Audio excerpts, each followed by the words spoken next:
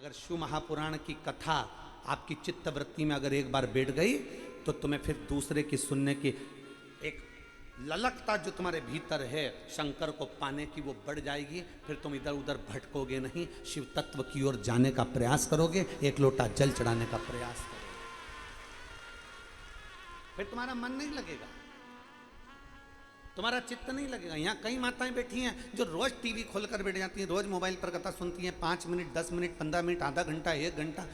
रोज उनका नियम है कि मुझे कथा श्रवण करना, और कथा सुनने का फल मिलता भी है। बाबा कुबेर भंडारी के उस कुबेरेश्वर बाबा की एक आनंदमय कथा का रसतत्व तुमने श्रवण करना प्रारंभ करा है, उस दिन के बाद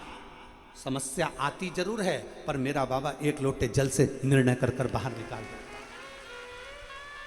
ऐसा नहीं कि दुख नहीं आएगा, ऐसा नहीं कि तकलीफ नहीं आएगी, कर्म का भोग तो भोगना पड़ेगा। कर्म का भोग मनुष्य को भोगना ही पड़ता है, ये कर्म का भोग तो सबको भोगना है, जो मृत्यु लोक में आया है उसको भोगना पड़ेगा। बस इतना याद रखो कि कर्म का भोग अर्थात समस्या, दुख, तकलीफ, कष्ट, बीमारी सब आएंगे पर आपका एक लोटा जल चढ़ाते चढ़ाते चढ़ाते चढ़ाते तुम्हें मालूम नहीं पड़ेगा कि तुम्हारी बीमारी कब चली गई, तुम्हें मालूम नहीं पड़ेगा कि तुम्हारा दुख कब चले गया, तुम्हें मालूम नहीं पड़ेगा कि तुम्हारा कष्ट कब चले गया, तुम्हारी तकलीफें कहाँ गई। नहीं, दिल पर हाथ रखकर विचार करना कि हमने जब से शिव पुराण सुनना चालू करी तब से हमारे जीवन में कितना बदलाव आया है,